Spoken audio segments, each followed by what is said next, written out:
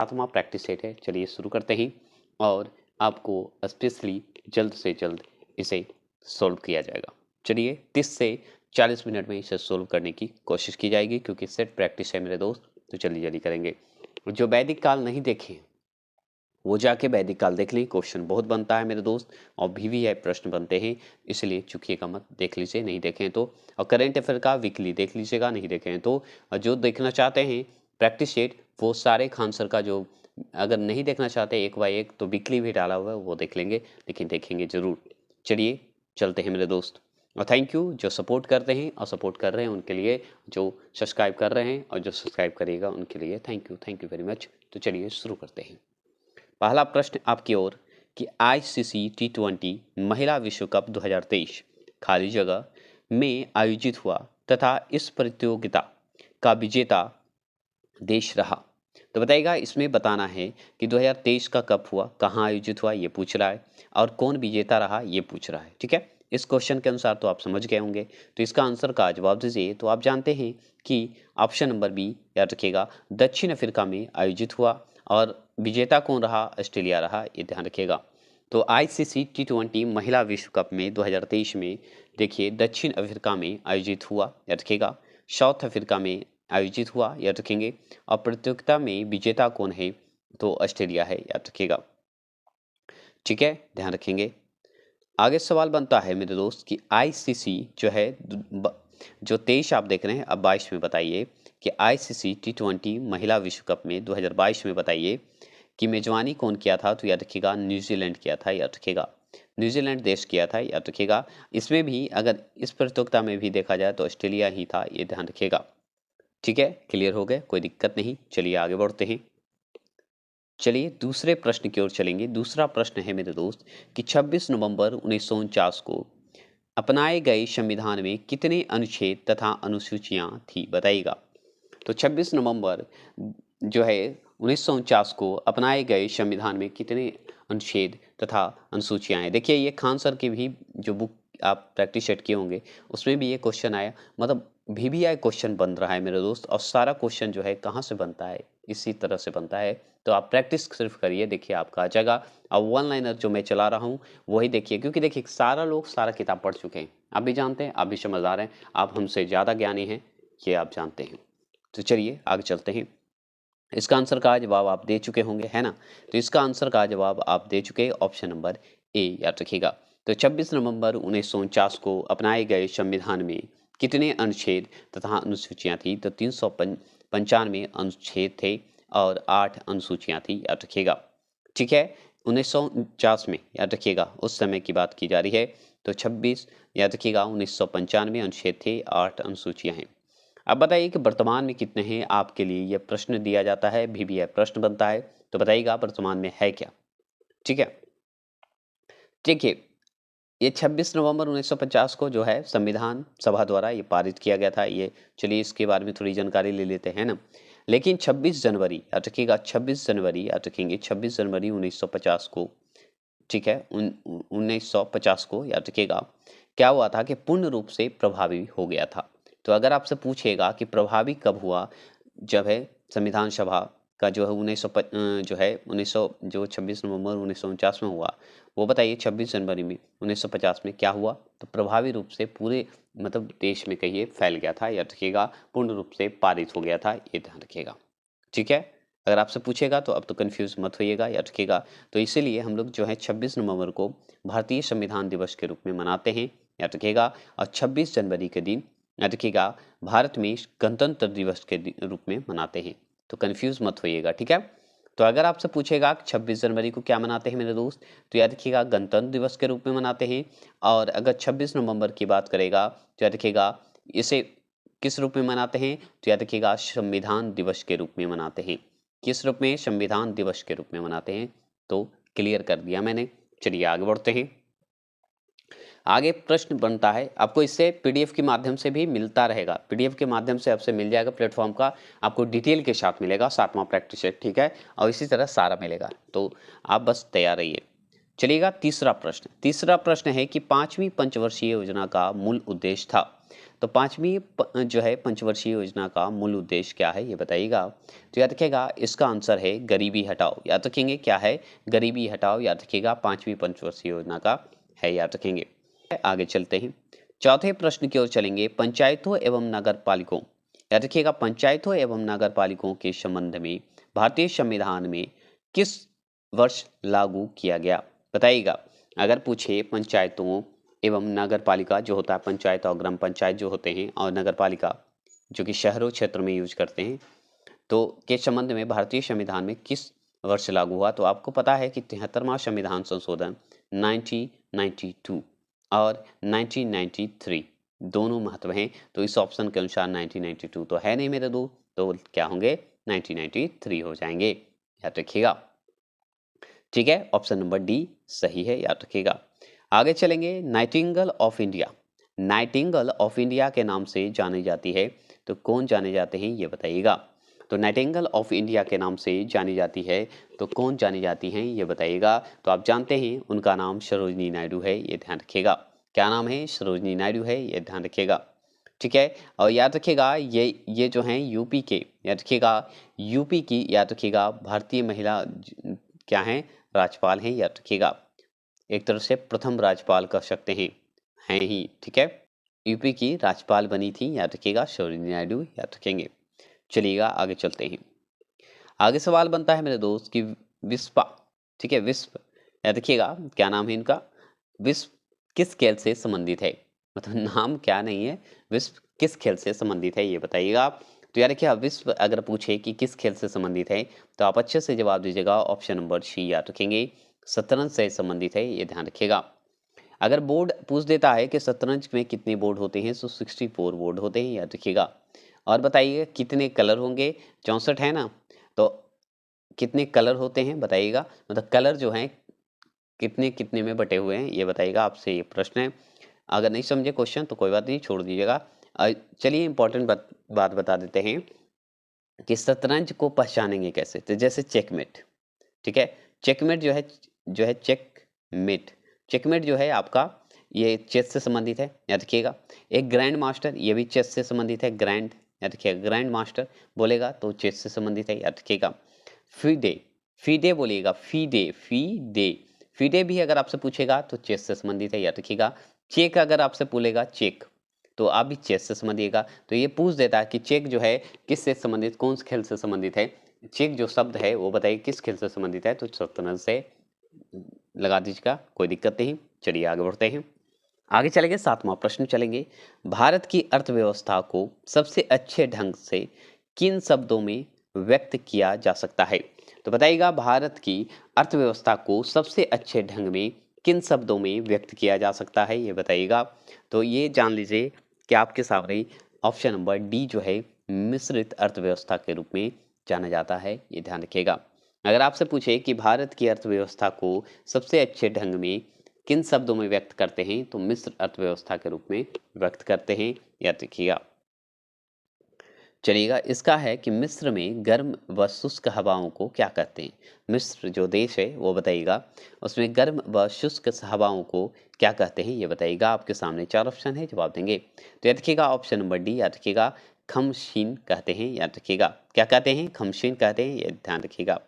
चलिएगा 9वें प्रश्न की ओर चलेंगे। 9वां प्रश्न है कि भारत रत्न पुरस्कार प्राप्त करने वाला प्रथम भारतीय है, तो प्रथम भारतीय की अगर बात करें तो डॉक्टर सर्वपल्ली राधाकृष्णन है, याद रखिएगा। ऑप्शन नंबर बी आप देखते ही टिक लगा दिए होंगे, ये हम जानते हैं।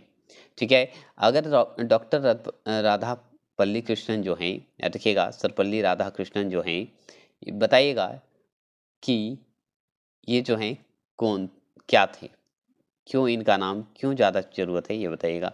ये डॉक्टर सर्वपल्ली राधाकृष्णन क्यों इंपॉर्टेंट है ये बताइएगा। ठीक है, इन्हें भारत रत्न प्रदान किया गया था, याद रखिएगा। इनका जो है इनके नाम पे चलिए बता ही देता हूँ कि 5 सितंबर जो आप शिक्षा दिवस मनाते हैं 5 सितंबर को, इन्हीं के नाम पे मनाते हैं, याद रखिएगा। ठीक है, चलिए आगे चलते हैं। और भी थे, ये क्या थे आप कमेंट बॉक्स में कमेंट करेंगे। चलिएगा 10वें प्रश्न की ओर चलेंगे। 10वां प्रश्न क्या है, तो भारत में मुद्रास्फीति को मापा जाता है, तो भारत में मुद्रास्फीति को मापा जाता है तो कैसे मापा जाता है ये बताइएगा। तो भारत में मुद्रास्फीति को जो है मापा जाता है, तो कैसे मापा जाता है ये बताइएगा। तो आपके सामने 10 प्रश्न का जवाब दीजिए। ये ज़्यादा पूछ देता है, याद रखिएगा मुद्रास्फीति बताएंगे। तो 10वें प्रश्न की ओर चलेंगे। तो ऑप्शन नंबर ए याद रखिएगा। इसमें क्या है कि थोक मूल्य सूचांक के द्वारा करते हैं, ये ध्यान रखिएगा। इकोनॉमिक्स का जो है ना वन लाइनर मैं करवा दूंगा, क्योंकि ये वीवीआई प्रश्न बनते हैं, 1-2 क्वेश्चन, ज़्यादा नहीं बनते हैं, तो करवा दूंगा, ठीक है। वही करवाऊंगा जो वीवीआई प्रश्न बनते हैं, ठीक है। चलिएगा आगे के सवाल की ओर चलेंगे। आगे सवाल क्या बनता है मेरे दोस्त, आगे सवाल है कि माप तौल, या देखिए माप तौल की व्यवस्था जो है किसके शासनकाल में लागू हुआ। तो माप तौल की अगर व्यवस्था की बात करें तो किसके शासनकाल में लागू हुआ, ये सवाल बहुत ही इंपॉर्टेंट है। तो याद रखिएगा ऑप्शन नंबर सी आप देख रहे हैं, अलाउद्दीन खिलजी के समय में हुआ था, ये ध्यान रखिएगा, ठीक है। आगे चलेंगे,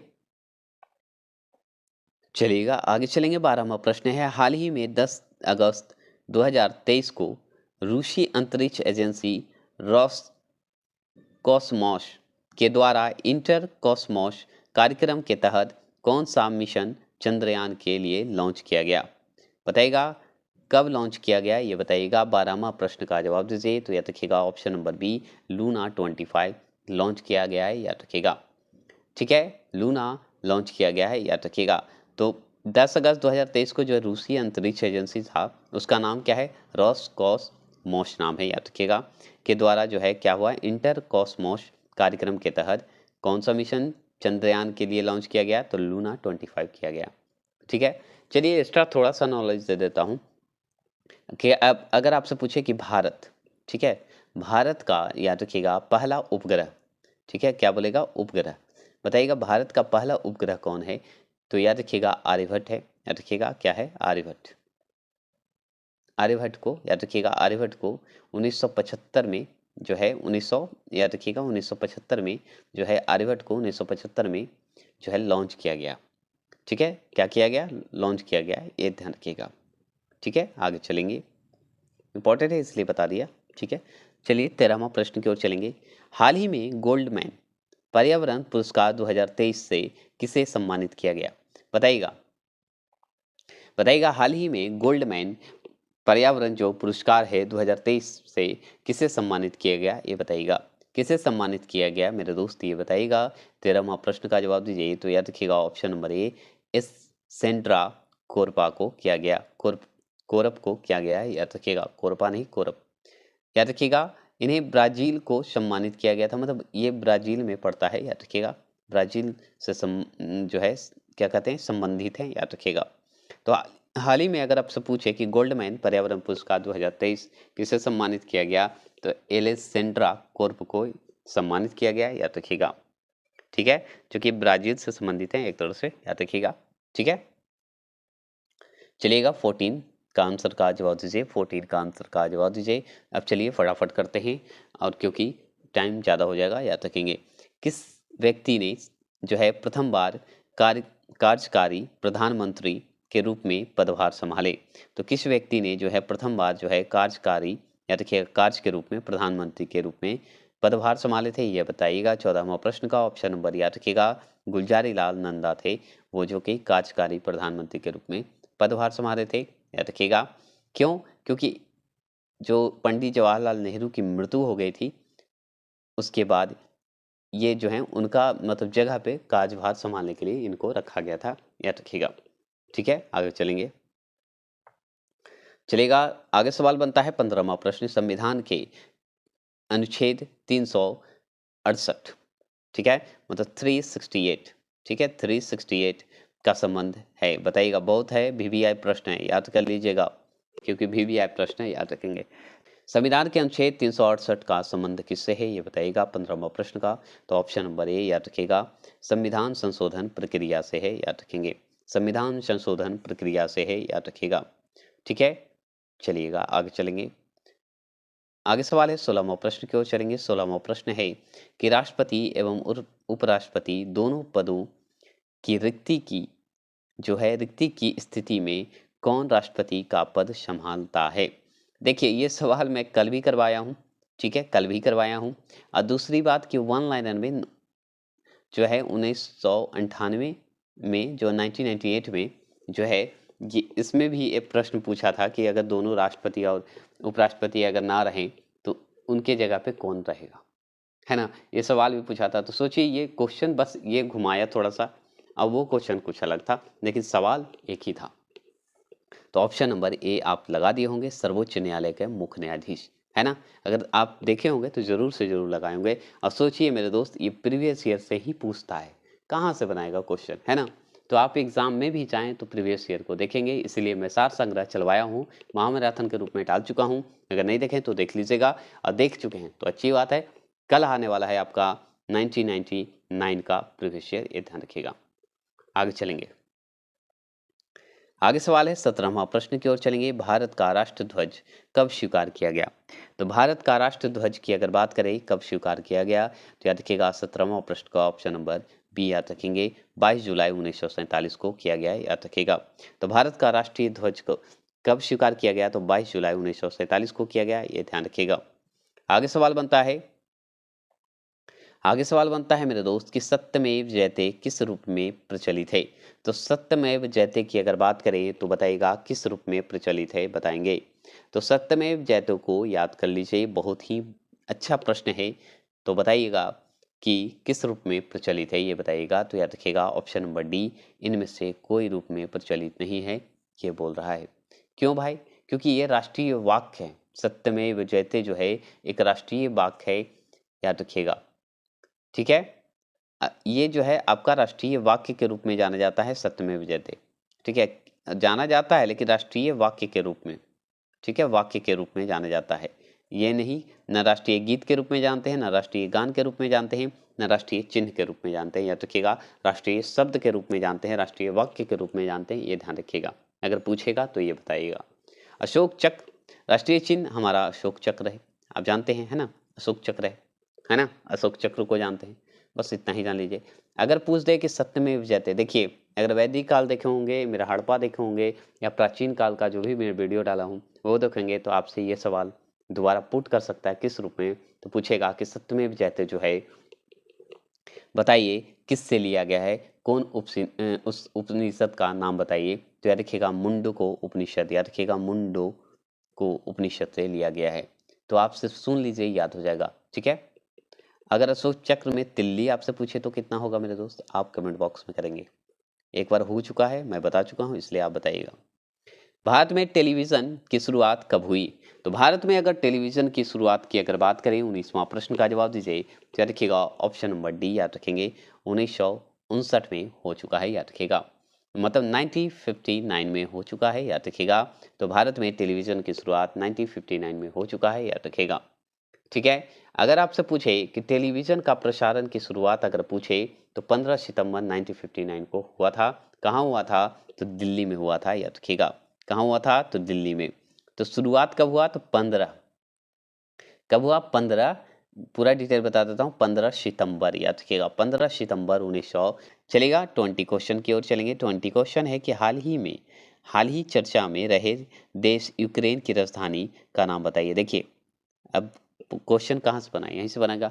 तो बताइएगा यूक्रेन की राजधानी का नाम बताइए, जो कि हाल ही में चर्चा में रहा था ना, भूकंप आया था, अटैक हुआ था, सॉरी ध्यान नहीं था, अटैक हुआ था, है ना, लड़ाई चल रहा था।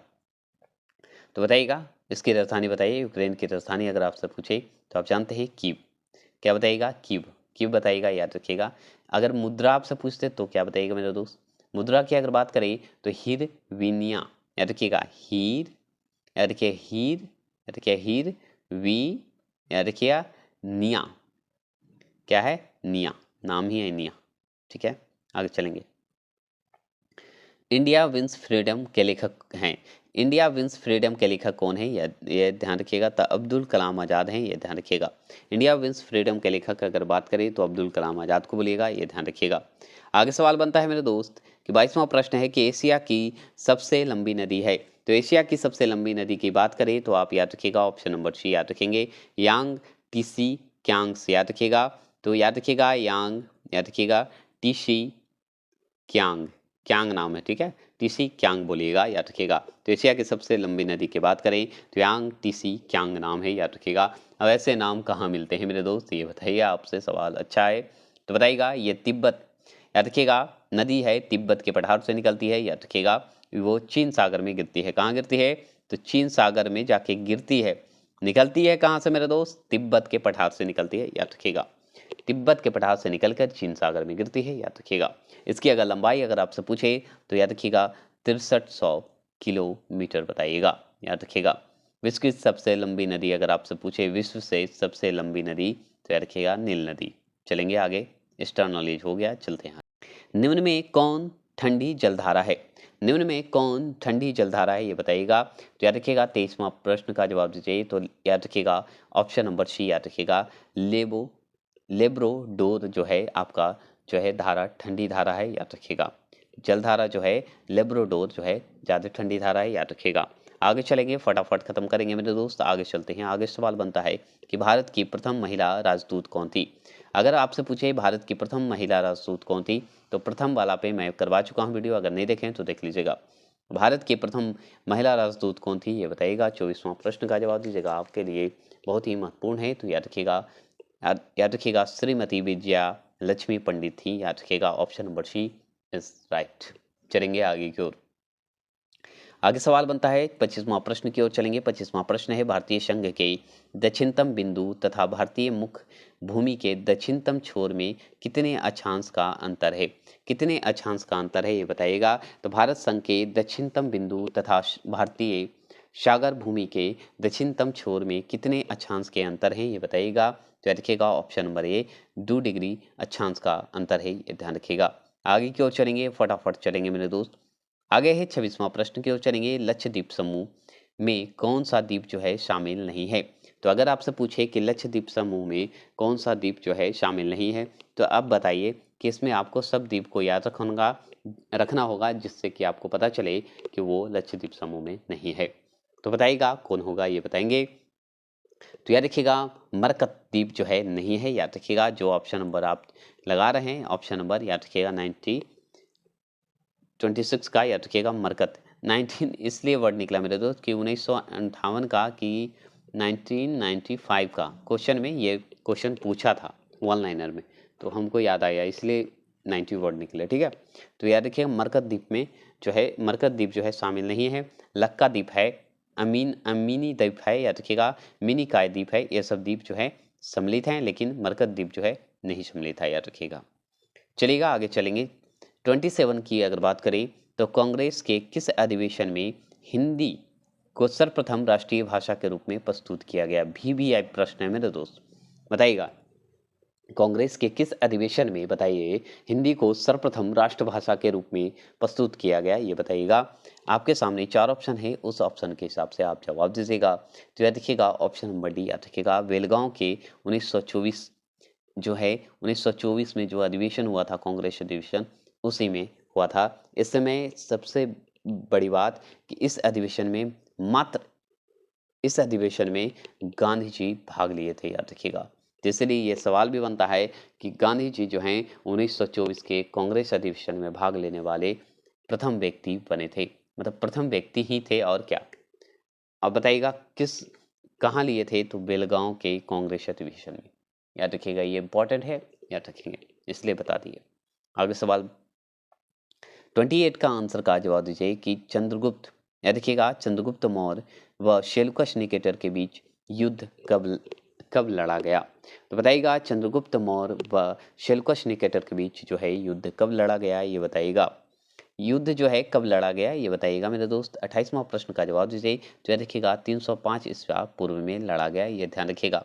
अब जो है डेट भी पूछने लगा मेरे दोस्त, इसलिए ध्यान रखिएगा, छोड़िएगा नहीं।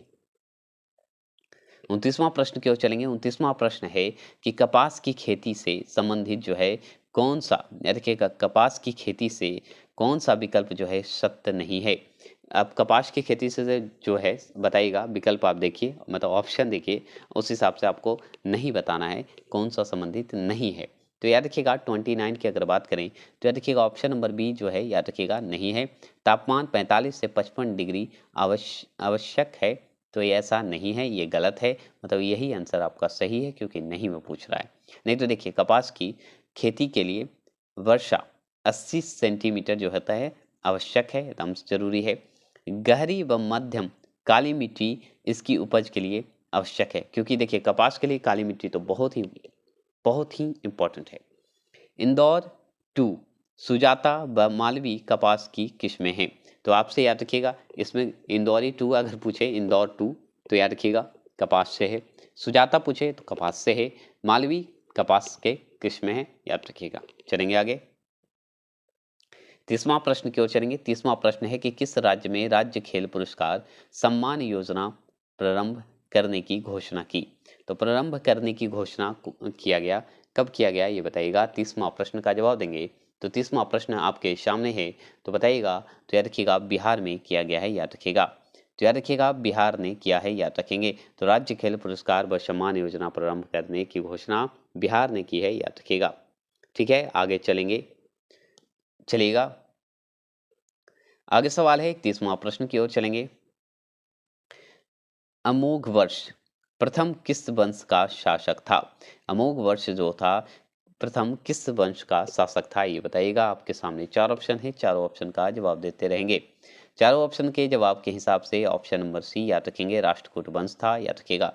तो राष्ट्रकूट वंश का जो है शासक था, याद रखेगा, अमोघ वर्ष, याद रखेंगे। अमोघ वर्ष की अगर शासन काल पूछे, डेट पूछे तो 1814 से लेके 78 तक है, याद रखिएगा। 78 तक है, याद रखेंगे। ठीक है, चलिएगा आगे चलेंगे। इसी के काल को हम अगर कहें तो शांति के काल भी कहा जाता है, याद रखिएगा, अमोघ वर्ष के। ठीक है, चलिएगा आगे चलते हैं। 32वां प्रश्न, मोहम्मद गौरी ने किस युद्ध में पृथ्वीराज चौहान को हराया था? तो याद रखिएगा तराइन का प्रथम युद्ध में तो नहीं हराया था, क्योंकि मोहम्मद गौरी हार गया था। तो लेकिन पृथ्वीराज चौहान को हराया किसमें? द्वितीय द्वितीय तराइन का युद्ध जो हुआ था ना, उसमें बेचारा हार गया था। 2 ही हुआ था, प्रथम द्वितीय। तृतीय को तो आप छाट सकते हैं, है ना। तो द्वितीय में हार गया था, याद रखिएगा। पृथ्वीराज चौहान को हरा दिया था, वो भी धोखा से हराया था, और क्या। तो ध्यान रखिएगा। तो याद रखिएगा कब कब हुआ था? तो 1991 में हुआ था पहला, और दूसरी की अगर बात करें तो 1992 में हुआ था, जिसमें पृथ्वीराज चौहान हार गया था, याद रखिएगा। चलेंगे आगे की ओर, चलिएगा। आगे सवाल बनता है, आगे सवाल है कि, एक मिनट, आगे सवाल है कि अकबर ने 1569 में, ठीक है, 69 में मतलब 1569 में मतलब 1569 ईस्वी में कालिंजर पर विजय प्राप्त की थी। उस समय वहाँ का शासक कौन था ये बताइएगा। मतलब कालिंजर पर जब आक्रमण किया, मतलब आक्रमण किया था, तो ये बताइए कि अकबर जो आक्रमण किया था उस समय बताइए कौन वहाँ का शासक था कालिंजर का, बताइएगा। जो कि जीत गया था अकबर, है ना। देखिए विजय प्राप्त की थी। तो इसका आंसर का जवाब दीजिए। याद रखिएगा ऑप्शन नंबर सी याद रखेंगे, रामचंद्र थे, याद रखिएगा। ठीक है, चलिए आगे चलते हैं। 34 निम्नलिखित में से याद रखिएगा कौन राष्ट्रपति के प्रशासनिक शक्तियों में शामिल नहीं है? इस ऑप्शन के हिसाब से नहीं को हटाना है, याद रखिएगा, मतलब वही आंसर होगा, ये ध्यान रखना है। तो बताइएगा 34 का आंसर का जवाब याद रखिएगा। तो इनका आंसर का जवाब ऑप्शन नंबर याद रखेंगे क्या होगा? बी होगा, याद रखिएगा। लोकसभा का विघटन जो है आपको इसमें सम्मिलित नहीं है, याद रखिएगा। प्रशासनिक शक्तियों में शामिल नहीं है राष्ट्रपति का, याद रखिएगा। ये नहीं है, इसलिए ये आंसर सही होगा, याद रखिएगा। महान्यवादी की नियुक्ति एकदम होगा, राष्ट्रपति करते हैं, याद रखिएगा। संघ लोक सेवा आयोग के अध्यक्ष की नियुक्ति भी राष्ट्रपति करते हैं। वित्त आयोग का गठन भी राष्ट्रपति ही करते हैं, याद रखिएगा। तो चलिए आगे बढ़ते हैं। चलिए फटाफट चलते हैं मेरे दोस्त। निम्नलिखित में से कौन से, याद रखिए, निम्नलिखित में से कौन ऐसे उपराष्ट्रपति हैं जो निर्विरोध नहीं चुने गए हैं? निर्विरोध नहीं चुने गए हैं, ये बताइएगा। निर्विरोध बताइएगा, नहीं चुने गए हैं, उनका नाम बताइए। तो याद रखिएगा उनका नाम है सिर्फ मात्र, उनका नाम ऑप्शन नंबर डी याद रखिएगा, आर वेंकटा रमन को जो है निर्विरोध चुना गया, जो है नहीं चुना गया था, याद रखिएगा।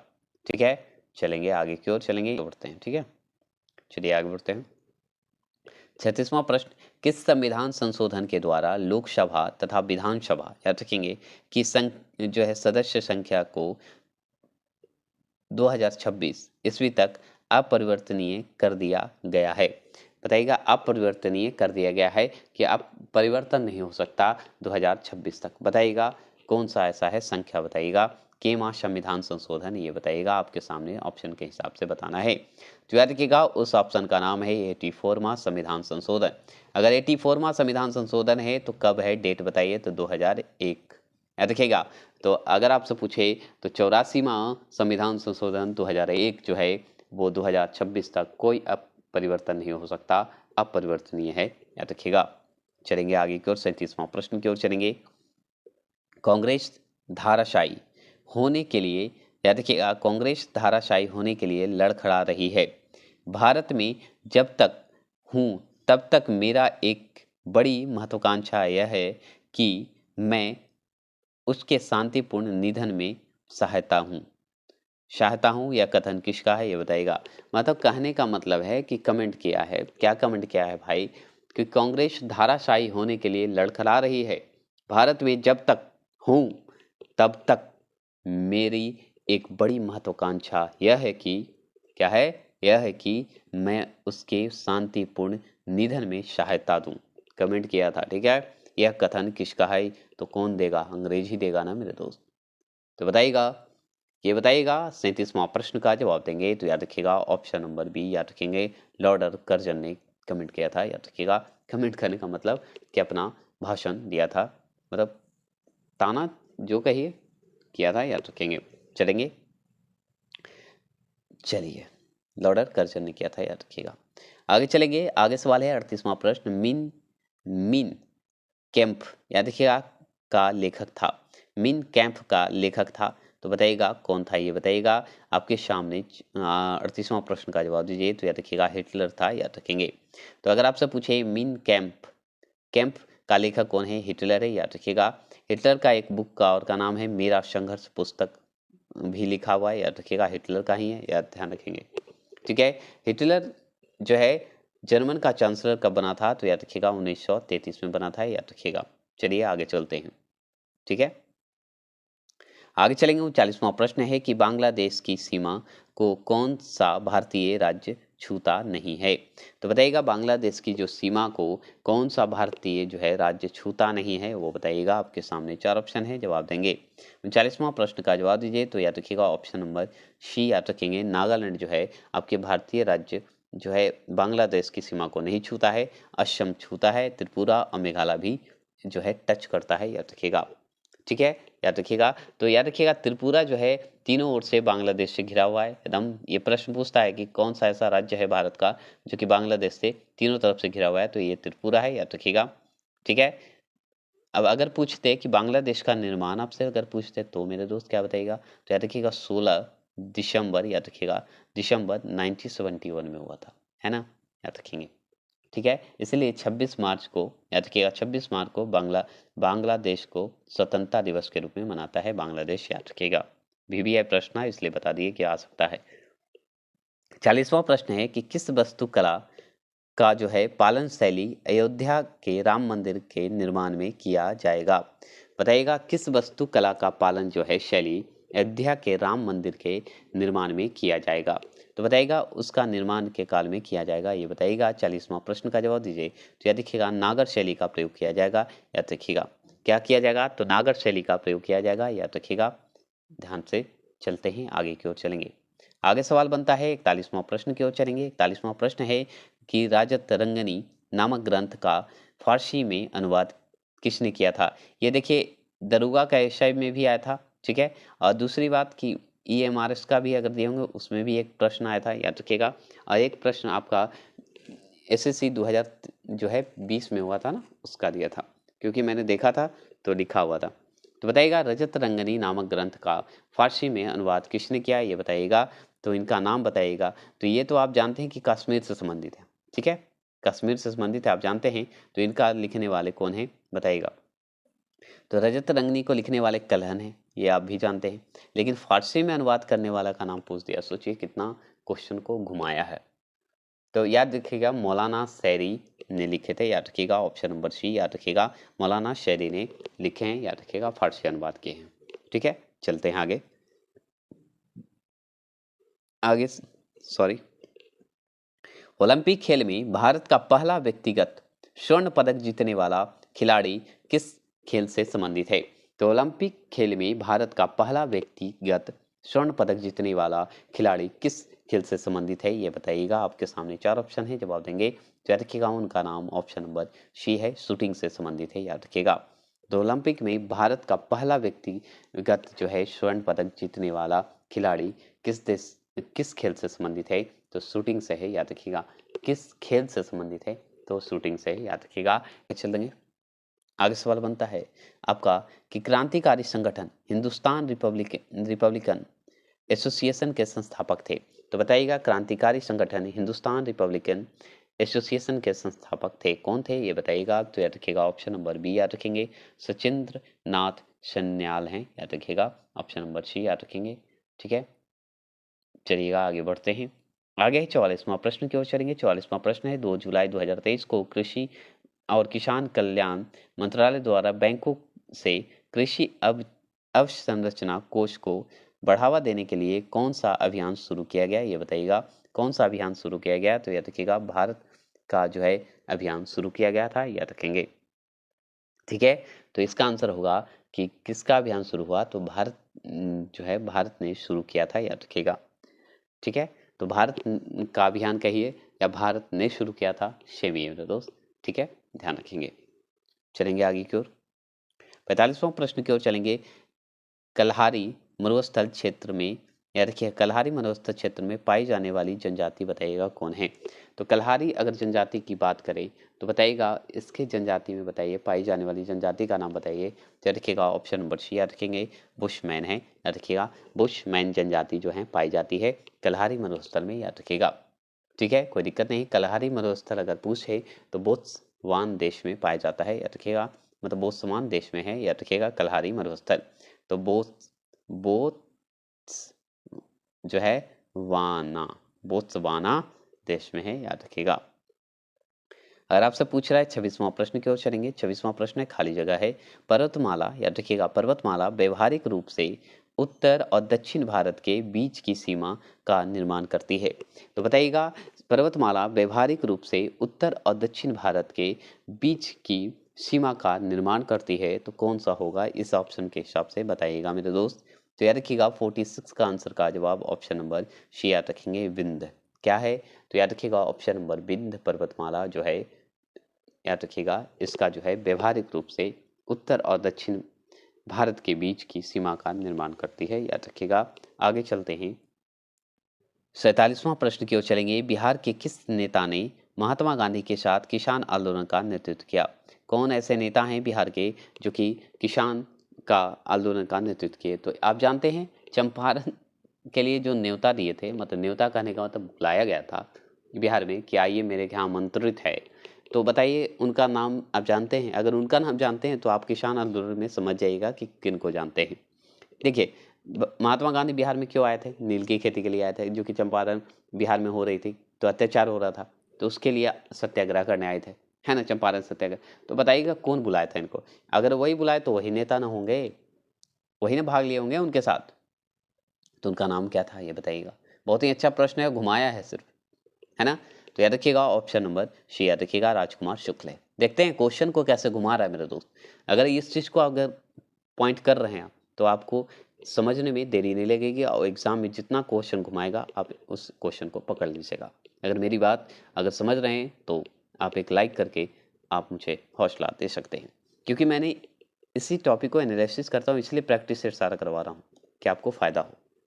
चलिएगा, the party of political economy, याद रखिएगा, the party of political economy house economics एम्बंड, ठीक है, एम्बडन, याद रखिएगा, एम्बडन द पुलर, मतलब क्या है? The party of political economy house economics, याद रखिएगा, एम्बडन द पुलर पुस्तक के लेखक हैं। कौन है भाई? पुस्तक के लेखक हैं, इतने बड़े पुस्तक लिख दिए तो इसके पुस्तक के लेखक का नाम भी तो होना चाहिए ना।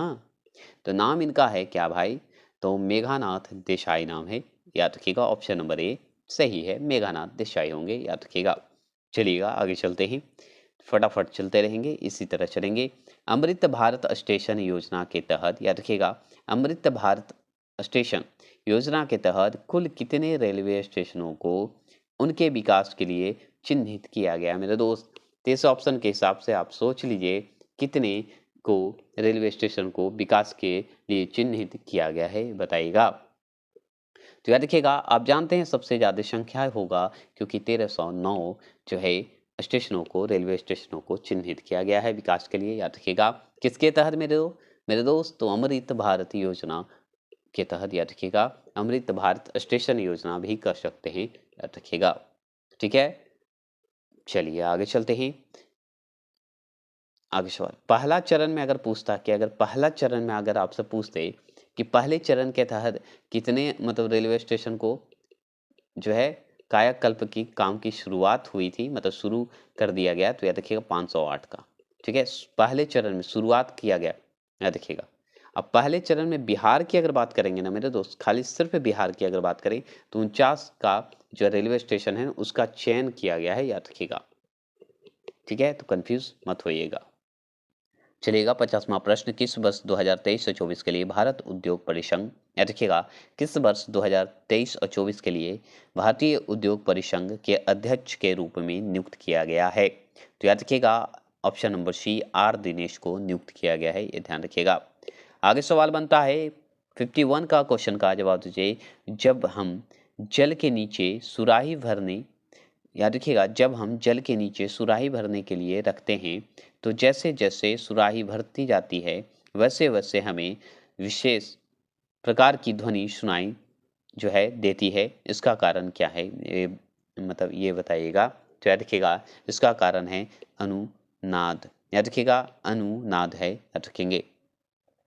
अनुनाद करने का मतलब जो है ना कि एक अनुनाद आवृत्ति पर निर्भर करती है, आवृत्ति टाइप की है, ध्वनि सुनाई देती है, याद रखिएगा। ठीक है, आप पानी डाल के देखिएगा अलग अलग आवाज निकलते हैं ना।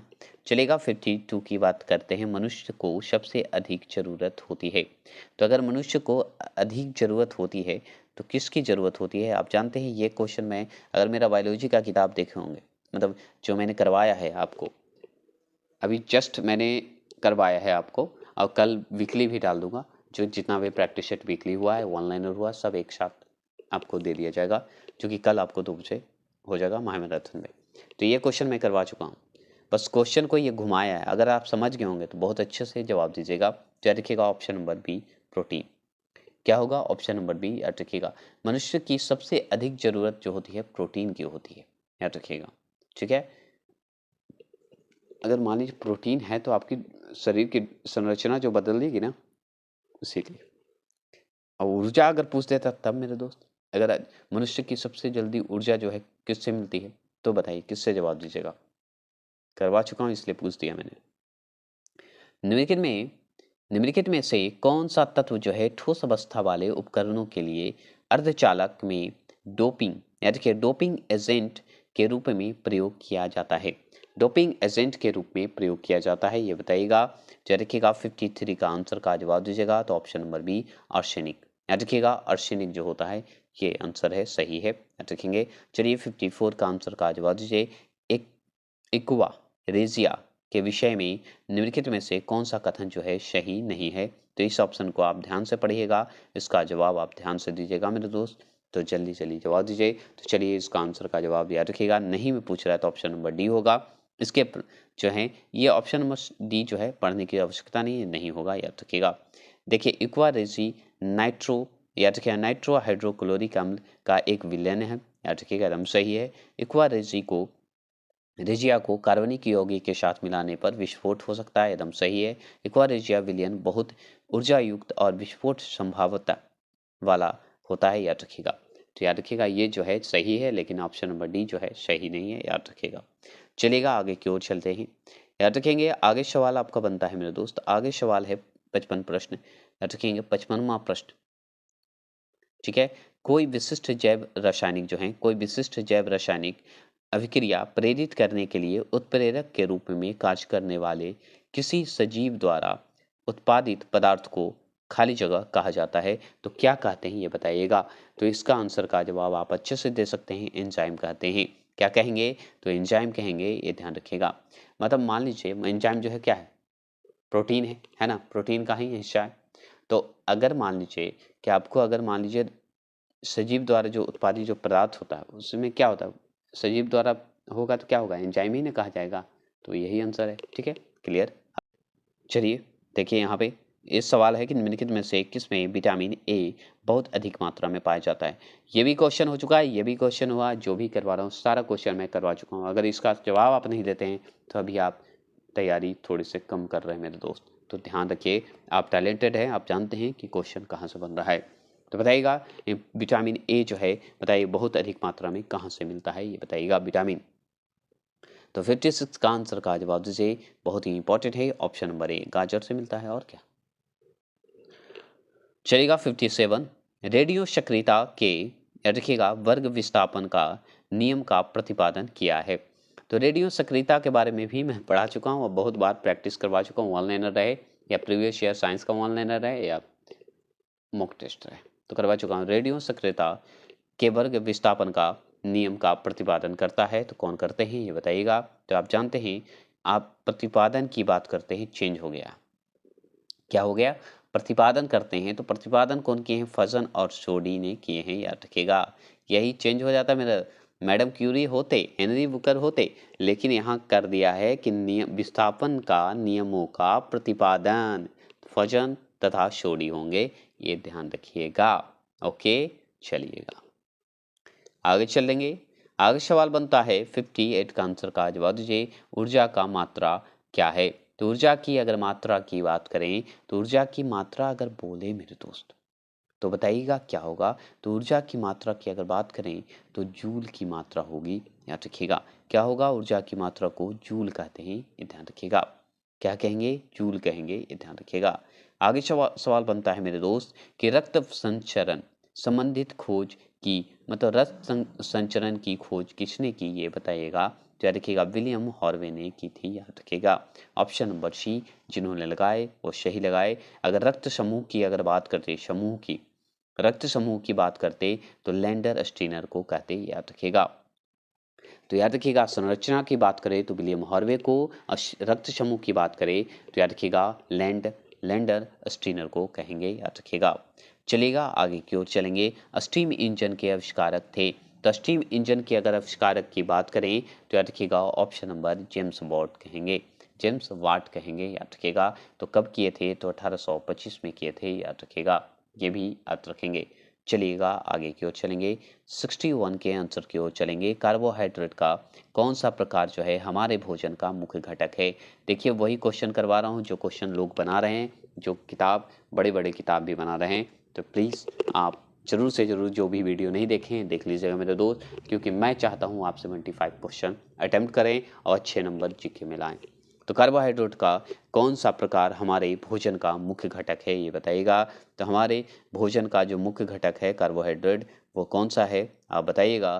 तो उसका आंसर है स्टार्च। स्टार्च से ही ना कार्बोहाइड्रेट अगर खाएंगे तो अपनी लार्वे को जो है चबा चबा के खाते हैं, तो हमारा जो है स्टार्च जो है बहुत ही महत्वपूर्ण है, याद रखेंगे। चलेंगे आगे की ओर चलते हैं मेरे दोस्त, आगे की ओर चलते हैं। 62 की ओर चलते हैं। किस रक्त समूह, बताइएगा रक्त समूह, अभी जस्ट मैंने बताया रक्त समूह का कौन है खोज करता, बताइएगा। किस रक्त समूह के व्यक्तियों को सार्वभौमिक दाता यूनिवर्सल डोनर कहा जाता है। सार्वभौमिक दाता, दाता मतलब देने वाला है ना, तो देने वाला कौन है भाई, तो देने वाला सिर्फ है एकमात्र ओ ग्रुप, याद रखेंगे। लेने वाला कौन है मेरे दोस्त, सर्वग्राही, मतलब लेने वाला कौन है, तो याद रखिएगा रिसीविंग मतलब कहते हैं इसको। तो ये भी लेता है और क्या, मतलब सब खून चूस लेगा ये भी, लेकिन सर्वदाता है वो बेचारा, याद रखिएगा। 63 का आंसर का जवाब दीजिए। अवशोषित भोज्य पदार्थ को, याद रखिएगा अवशोषित भोज्य पदार्थ को प्रोटोप्लाज्मा में बदलने की प्रक्रिया कहलाती है। तो बदलने की प्रक्रिया क्या कहलाती है ये बताइएगा। तो याद रखिएगा ऑप्शन नंबर बी, इंजेक्शन कहते हैं, ये ध्यान रखिएगा। क्या कहेंगे, इंजेक्शन कहेंगे, ये ध्यान रखिएगा। 64 की ओर चलेंगे। 64 है अल्टीमीटर से क्या नापते हैं। तो अल्टीमीटर से क्या नापते हैं ये बताइएगा। तो याद रखेंगे इसका आंसर का जवाब ऑप्शन नंबर बी, याद रखेंगे। इसे क्या कहते हैं, भूतल से ऊंचाई, याद रखिएगा भूतल से ऊंचाई को मापने के लिए अल्टीमीटर का प्रयोग करते हैं, याद रखेंगे। तो याद रखिएगा, ठीक है। अगर आपसे एक सवाल कि मिट्टी के अध्ययन को क्या कहते हैं, आप जवाब दीजिएगा क्योंकि बता चुका हूँ। आगे सवाल है मेरे दोस्त की निम्नलिखित में, याद रखिएगा निम्नलिखित में कौन सा आयन कार्बन परमाणु के साई साई सॉरी सम इलेक्ट्रॉनिक है, सॉरी सम इलेक्ट्रॉनिक है, साइम साइम कर रहा हूँ। ठीक है, निम्नलिखित का कौन सा आयन कार्बन परमाणु के सम इलेक्ट्रॉनिक है, ये बताइएगा मेरे दोस्त। 65 का आंसर का जवाब देंगे। बहुत ही अच्छा प्रश्न है, तो याद रखिएगा ऑप्शन नंबर डी होगा, N+ होगा, याद रखिएगा। चलेंगे आगे की ओर, आगे चलते हैं 66 के आंसर की ओर चलेंगे। किसी वस्तु की सभी स्थितियों के लिए कौन सा आभासीय व सीधा प्रतिबिंब बनता है, तो बताइएगा बताइएगा आभासीय व सीधा प्रतिबिंब बनता है, बताइएगा क्या होगा इसका आंसर, कौन सा लेंस होगा, बताएंगे आपके लिए, या दर्पण होगा, क्या होगा। तो याद रखिएगा बी और सी दोनों होंगे, याद रखिएगा बी और सी कहने का मतलब अवतल लेंस और उत्तल दर्पण दोनों होंगे, ये ध्यान रखिएगा। ठीक है, कोई दिक्कत नहीं ना, तो सही लगा दीजिएगा। ठीक है, यहाँ पे देखिए थोड़ा सा क्या है ना कि देखिए उत्तल दर्पण आभासीय है और सीधा प्रतिबिंब बनाता है, और अवतल लेंस भी। ठीक है, तो चलेंगे उत्तल लेंस, दोनों लेंस मत लगाइएगा, एक अवतल लेंस लगाइएगा, एक दर्पण लगाइएगा, याद रखिएगा उत्तल दर्पण। चलेंगे 67 की ओर चलेंगे। अमोनिया क्लोराइड, याद रखिएगा अमोनिया क्लोराइड जो है तथा शुष्क बुझे हुए चूने के मिश्रण को गर्म करने पर प्राप्त होता है, तो गर्म करने पर प्राप्त क्या होता है ये बताइएगा। तो याद रखिएगा ऑप्शन नंबर सी अमोनिया होता है, याद रखिएगा। जो मैं टेलीग्राम पे जो मैंने भेजा है सूत्र, रासायनिक सूत्र, वो ज़रूर से ज़रूर पढ़ लेंगे, उसका वीडियो भी मैं बना दूंगा, क्योंकि उसमें बस आप सुन लीजिएगा, इसलिए मैं भेजा हूँ कि आप देख लीजिए और मैं जो बोलूँगा आपको मैच करता है कि नहीं, आपको याद हो जाता है कि नहीं, वो इसलिए भेजा हूँ। तो पढ़ लीजिएगा ज़रूर, ठीक है। और जल्द बनाकर आपको ये कमेंट बॉक्स में शॉर्ट वीडियो में बता दिया जाएगा कि कब आ रहा है। चुंबकीय क्षेत्र की और किसी वस्तु को आकर्षित किए जाने के बजाय इसे प्रति आकर्षित किए जाने की परिघटना को निम्नलिखित में से क्या कहा जाता है, तो बताइएगा निम्नलिखित में से क्या कहते हैं ये बताइएगा। तो 68 का आंसर का जवाब अगर पूछे तो ऑप्शन नंबर बी माइनसर प्रभाव कहते हैं, ये ध्यान रखिएगा। अगर सवाल बनता है 69 की बात करते हैं तो सेलियस, याद रखिएगा सेल्सियस, फ़ारेनहाइट मतलब सेल्सियस, फ़ारेनहाइट तथा रोमर, याद रखिएगा पैमानों पर ताप में निम्नलिखित संबंध क्या है। मतलब सवाल क्या है मेरे दोस्त कि सेल्सियस है, फ़ारेनहाइट है और रोमर पैमानों पर जो है ताप में जो है निम्नलिखित संबंध क्या है, तो इस ऑप्शन के हिसाब से आपको लगाना है। तो याद रखिएगा ऑप्शन नंबर सी जो लगाएंगे वो सही लगाएंगे। देखिए सी जो है सी बटा 10 है, F -32 बटा 180 है, मतलब 180 है, बराबर R बराबर 80 है, याद रखेंगे R बटा 80 है, याद रखेंगे यही आंसर है। जो लगाएंगे वो सही लगाएंगे। आगे चल ऑप्शन नंबर 70 निम्नलिखित में से किस हार्मोन्स की रासायनिक प्रकृति स्टेरॉइड होता है, बताइएगा स्टेरॉइड होता है ये बताइएगा। तो याद रखिएगा ऑप्शन नंबर डी, याद रखिएगा कोस्ट्रीसॉल होता है, ये ध्यान रखिएगा। 71वां प्रश्न की ओर चलेंगे। 71वां प्रश्न है दाब व आवेग के विमीयक जो है सूत्र यहाँ पे होता है, विमीयक हैं क्रमशः क्या है। सेम क्वेश्चन है, बस क्वेश्चन को घुमाया, ये बहुत बार क्वेश्चन करवा चुका हूँ, तो ध्यान रखिएगा। तो रखिएगा ऑप्शन नंबर ए, याद रखेंगे जो लगाएंगे वो सही लगाएंगे। ml -1 याद रखिएगा पावर पे -1 है और t पे पावर पे -2 है, याद रखेंगे। उसी तरह ये सूत्र है। चलिए आगे बढ़ते हैं, आगे चलेंगे। 32वां प्रश्न निम्नलिखित में से कौन सिलेट्रा समुदाय के अंतर्गत आता है ये बताइएगा। तो याद रखिएगा ऑप्शन नंबर ए, याद रखिएगा जेली फिश के नाम से जाना जाता है, ये ध्यान रखिएगा। आगे सवाल बनता है 32 का आंसर का जवाब दीजिए। स्कार्पोप्लाज्मा क्या है, तो स्कार्पोप्लाज्मा की अगर बात करें तो ऑप्शन नंबर याद रखिएगा स्कार्पोप्लाज्मा का ऑप्शन नंबर याद रखिएगा रेखित मांसपेशियां के अर्ध तरल इंटरफाइब्रियल पदार्थ हैं, याद रखेंगे। जो ऑप्शन नंबर ए लगाए वो सही लगाए। आगे चलेंगे उपस्थि होती है क्या, बताइएगा उपस्थि क्या होती है ये बताइएगा। 74 का आंसर का जवाब देंगे। तो याद रखिएगा ऑप्शन नंबर ए, याद रखिएगा संघन तरल उत्तक होते हैं, याद रखिएगा। ठीक है, कनेक्टिविटी जो टिश्यूज होते हैं ना, उत्तक होते हैं ना, वो जोड़ते हैं एक दूसरे को, उसी को बोलते हैं। ठीक है, आगे चलेंगे 75 की और चलेंगे। 75 है रासायनिक तुल्यांक W तथा विद्युत रासायनिक तुल्यांक Z के पदों में फैराडे नियतांक एफ हैं, ये सब करवाना पड़ेगा मेरे दोस्त। मैं करवा दूंगा इसे एक दिन महामैराथन बना के वीडियो एग्जाम से पहले बनवा दूंगा, क्योंकि अभी बनाने से कोई फ़ायदा नहीं। अभी जितना भी बनाएंगे भुला जाएगा, उससे मैं अचानक बना दूंगा और देख लीजिएगा तो आपको याद हो जाएगा, क्योंकि ये सब क्वेश्चन भी देख के जाना है। तो इसका आंसर का जवाब दीजिए। 75 का आंसर का जवाब ऑप्शन नंबर बी याद रखिएगा, A = WZ होता है। चलिए मेरे दोस्त, जय हिंद, जय भारत, टाटा, बाय बाय।